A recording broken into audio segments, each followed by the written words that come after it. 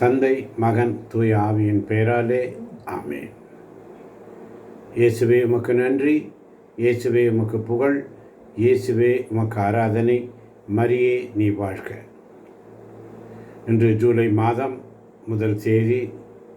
ஆவியானவரே, இன்று காலை 5 மணி முதல் இந்நேரம் வரை அதிகாலை ஆராதனை வேளையிலே நீர் எங்களோடு பேசிய கிருபைக்காய் நன்றி அப்பா. இந்த மாதம் முழுவதையும் உம்முடைய கரங்களில் ஒப்புக் கொடுக்கிறோம். நீரே எங்களை வழிநடத்துகிறீர். கடந்த மாதம் ஜூன் மாதம் முழுவதும் எங்களை வழிநடத்தினீர். அதற்காக உமக்கு நன்றி செலுத்துகிறோம். இம்மாதமும் நீர் எங்களை வழிநடத்தி கொண்டிருக்கிறீர். அதற்காக நன்றி செலுத்துகிறோம். மீண்டுமாக இந்த அரை மணி நேரம் உம்முடைய பணியை செய்து உம்முடைய வார்த்தை வசனங்களை அனைத்து மக்களுக்கும் இந்த யூடியூப் வழியாக அனுப்ப நீர் கிருபை செய்ய போவதற்காய் நன்றி. ஆண்டவரே, நீர் என்னோடு பேசும். அடியேன் கேட்கிறேன். உம்முடைய வார்த்தைகள் என் வாயில் நிறுத்தி பாடல்களை பாடி சுதிக்க நீர் உதவி செய்யும். ஆண்டவரே, பலப்படுத்தும், வழி நடத்தும். இயேசுவின் நாமத்தில் பிதாவே, ஆமென். தூய ஆவியே துணையாக வருவீர். இறை வல்லமையும் இறை ஞானத்தையும் நிறைவாய் என்னில் பொழிந்தருள்வீர். வாரும் வாருமே என்னில் நிறைவாய் வாருமே. வாரும் வாருமே என்னில் நிறைவாய் வாருமே. தூய ஆவியே. சங்கீதம் 118:24 சொல்லுகிறது, ஆண்டவர் தோற்றுவித்த வெற்றியின் நாள் இதுவே, இன்று அக்களிப்போம், அகமகிழ்வோம். ஜூலை மாதம், புதிய மாதம். ஆண்டவர் தோற்றுவித்த வெற்றியின் நாள் இதுவே, இன்று அக்களிப்போம், அகமகிழ்வோம். ஜூலை மாதம் முழுக்க இயேசு உங்களோடு இருக்கிறார்.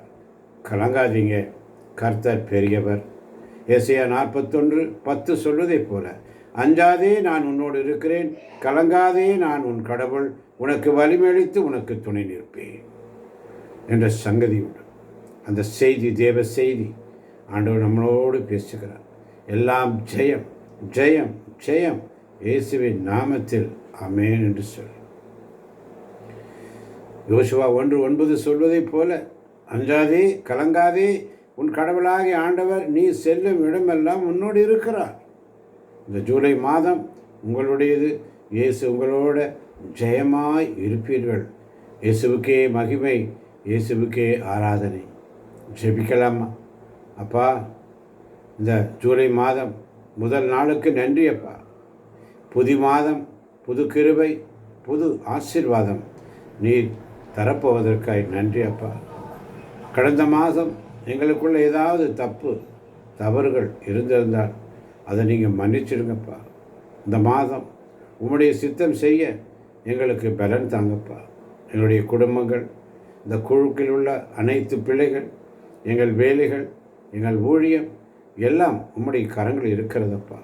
நீங்கள் ஆசீர்வதிங்க என்று சொல்லி இந்த காலை பொழுதினிலே ஆண்டவரே அறிக்கை செய்வோமா? எபிரேயர் 11:1 சொல்வதைப் போல, நம்பிக்கை என்பது நாம் எதிர்நோக்கி இருப்பவை கிடைக்கும் என்னும் உறுதி. ஜூலை மாதம் இயேசு எனக்கு தந்த மாதம். என் கூட இருக்கிறார். ஜெயம் எனக்கு என்று சொல்லி, நம்பிக்கை என்பது நாம் எதிர்நோக்கி இருப்பவை கிடைக்கும் என்று உறுதி. அர்ப்பணிப்போம், நம்மைதாமே அர்ப்பணிப்போம்.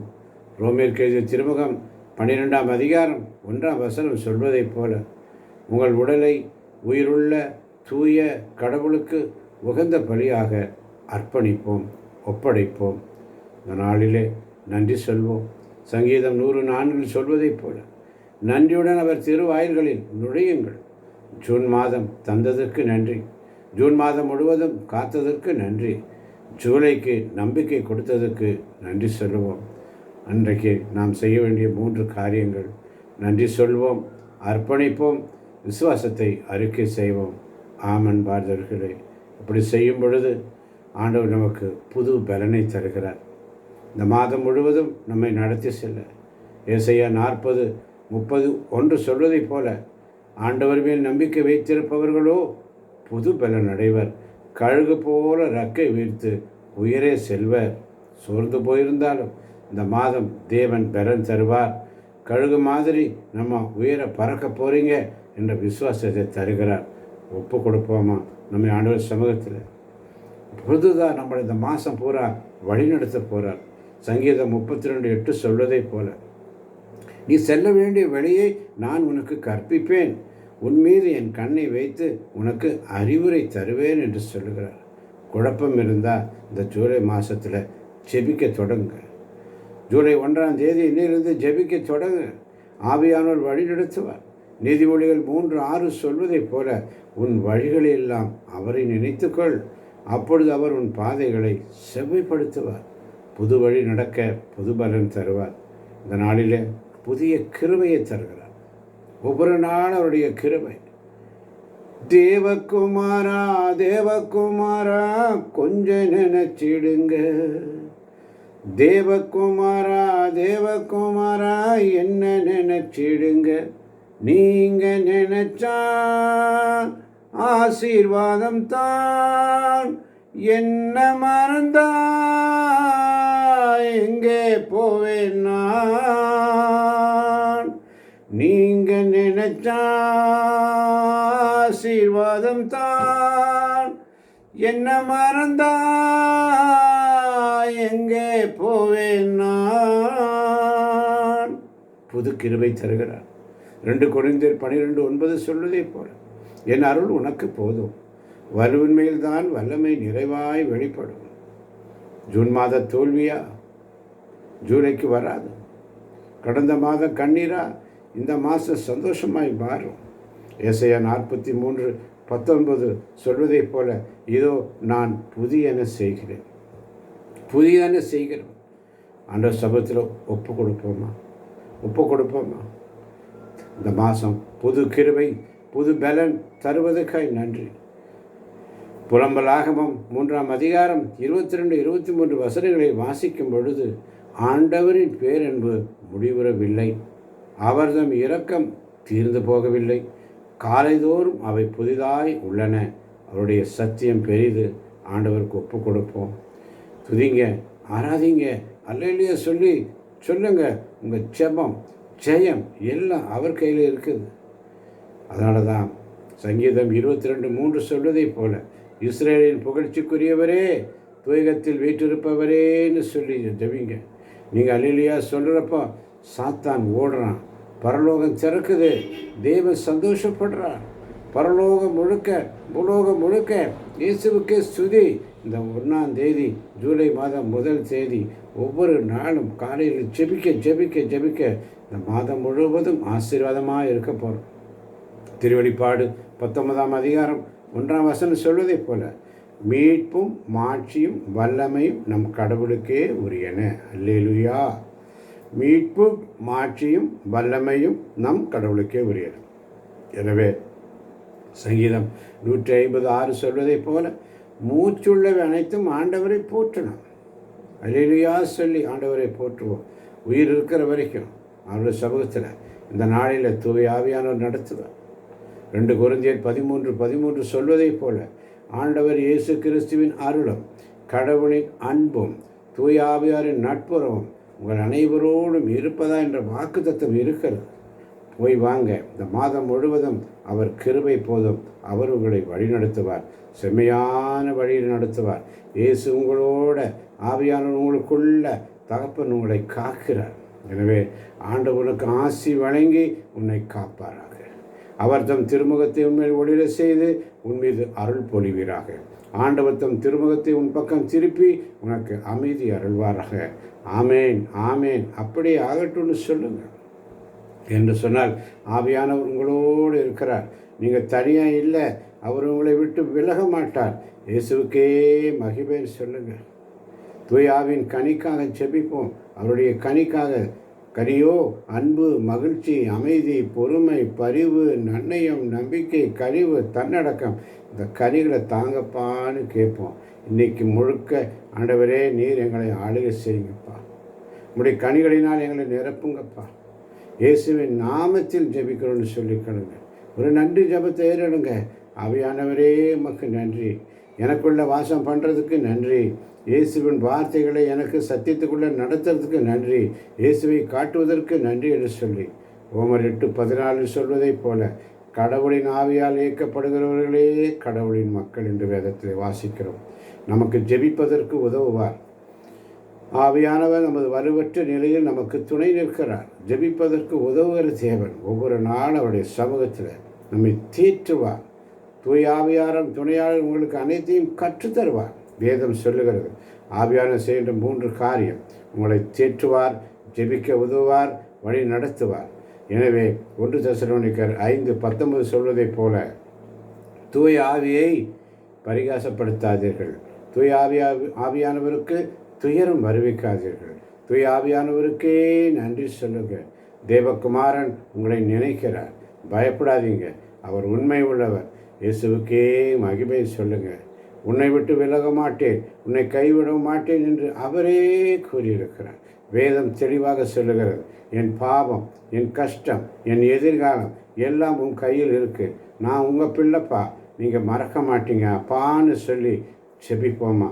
தேவகுமாரா தேவகுமாரான்னு சொல்லி கொஞ்சம் நினச்சிடுங்க. சிலுவையில் அந்த திருடனை நினச்ச மாதிரி இந்த திருடனையும் நினச்சிருங்க. ஆண்டவரே, நான் உங்களுடைய திருட்டு பையனை தான் இருக்கிற ஆண்டவரே, உங்களுக்கு ஊழியம் செய்கிற பிள்ளையாக இருக்கணும் ஆண்டவரே, உண்மையாக இல்லாமல் இருக்கிற ஆண்டவரே, என்னை மன்னிச்சிருங்கப்பா, என்னை ஏற்றுக்கொள்ளுங்கப்பான்னு சொல்லி கேளுங்க. ஆண்டவர் சமயத்தில் உடைந்த பாத்திரம் நான், அது உமக்கே தெரியும், தேவன் பயன்படுத்துகிறீர், இது யாருக்கு புரியும். உடைந்த பாத்திரம் நான், அது உமக்கே தெரியும், தேவன் பயன்படுத்துகிறீர், இது யாருக்கு புரியும். உதவாத எண்ணில் உறவானே, நீங்க இல்லாம என் உலகம் இயங்காதே. உதவாத எண்ணில் உறவானே, நீங்க இல்லாம என் உலகம் இயங்காதே. நீங்க இல்லாம என் உலகம் இயங்காதே. நினைச்சு வாழணும். அவரை நினைச்சு வாழ கற்றுக்குவோம். கலாத்தியர் 2:20 சொல்வதை போல, இனி வாழ்பவன் நான் அல்ல, கிறிஸ்துவே என்னுள் வாழ்கிறார். நினைச்சு நம்புங்க. அவருடைய திருத்தூதர் பணிகள் 16:31 வாசிக்கிறோம். ஆண்டவராகிய இயேசுவின் மேல் நம்பிக்கை கொள்ளும், அப்பொழுது நீரும் உன் வீட்டாரும் மீட்படைவீர்கள் என்று வேதம் சொல்லுகிறது. நினச்சி கூப்பிடுங்க. ஆண்டவரின் திருப்பெயரை அறிக்கையிட்டு வேண்டும் அனைவரும் மீட்பு பெறுவர் என்று வேதம் சொல்லுகிறது. எனவே ஆண்டவர் சமூகத்தில் நாம் செய்ய வேண்டியது என்ன? நினச்சி கூப்பிடுங்க, நினச்சி நம்புங்க, நினச்சி வாடுங்க. நாம் பரலோகம் போகும்போது அவர் நம்மளை நினச்சிக்கிட்டே இருக்கிறார். நான் போய் உங்களுக்கு இடம் ஏற்பாடு செய்த பின் திரும்பி வந்து உங்களை என்னிடம் அழைத்து கொள்வேன் என்று சொல்லி மரண நேரத்திலும் அவர் நம்மை மறக்காத தேவன். பரலோகம் திறந்திருக்கும். சேவான் கண்ணை மூடும் பொழுது கல்லால் எறியப்பட்டு கொல்லப்படுகிறான். பரலோகம் திறந்திருப்பதை பார்க்கிறார். நம்மளோடு இருக்கிற தேவன். பரலோகம் போகும்போது அவர் நம்ம கூட இருப்பார். பிரயோகம் என்ன? கண்ணீர் வரும்பொழுது, கஷ்டம் வரும்பொழுது தேவகுமாரான்னு கூப்பிடுங்க. அவர் நினைக்கிறார், கூடவே நம்மளோட அழுகிறார். இயேசு கண்ணீர் விட்டார். நாம் பாடு அனுபவிக்கும் போது அவர் கண்ணீர் விடுகிறார். நம்முடைய பலவீனத்தை முன்னிட்டு வருந்த இயலாத தலைமை குரு நமக்கு இல்லை. யோவான் 11:35 இயேசு அழுகிறார், கண்ணீர் விட்டார் என்று வாசிக்கிறோம். ஆமன் பார்த்தவர்களே, நாம மறந்தாலும் அவர் நம்ம மறப்பதில்லை. கள்ளன் மாதிரி நினைச்சிருங்க. சொன்னால் போதும், உடனே பதில். நாம் பாவிகளாக இருந்தபோதே கிறிஸ்து நமக்காக உயிர்த்திருந்தார். எனவே தான் லூக்கா 19:10 சொல்வதைப் போல மானிட மகன் இழந்து போனதை தேடி மீட்கவே வந்தார். நாம் பாவத்தில் இருக்கும்போதே நம்ம நினைக்கிற தேவன். தேவகுமாரா தேவகுமாரா கொஞ்சம் நினைச்சிடுங்க. அதனால தான் நல்ல கல்யாணுடைய ஜபம் எப்படி இருந்தது? இயேசுவே, நீர் அரசுரிமை பெற்று வரும் பொழுது என்னை நினைவு கூறும். இயேசு அவரிடம், இன்று என்னோடு பேரின்ப வீட்டில் இருப்பாய் என உறுதியாக உனக்கு சொல்லுகிறேன் என்று சொல்லி. தேவகுமாரா தேவகுமாரா, உம்மை மறந்து வாழ்ந்தவன் நான், அது உமக்கே தெரியும். உம்மை மறுதளித்தவன் நான், இந்த உலகே அறியும். உதவாத என்னில் உறவானி, நீங்க இல்லாம என் இதயம் இயங்காதே. உதவாத என்னில் உறவானி, நீங்க இல்லாம என் இதயம் இயங்காதே. நீங்க இல்லாம என் இதயம் இயங்காதே. தேவகுமாரா தேவகுமாரா கொஞ்சம் நினைச்சிடுங்க, கொஞ்சம் நினைச்சிடுங்க, கொஞ்சம் நினைச்சிடுங்க, கொஞ்சம் நினைச்சிடுங்க. நன்றியோடு ஸ்துதிக்கிறோம்ப்பா. இதை கேட்க போகின்ற ஒவ்வொரு பிள்ளைகளையும் ஆசீர்வதியும் பலப்படுத்தும், வழிநடத்தும், பொறுப்பேற்றுக்கொள்ளும். இயேசுவின் நாமத்தில் ஜெபிக்கிறோம் எங்கள் ஜீவனுள்ள நல்ல பிதாவே. ஆமென், ஆமென்.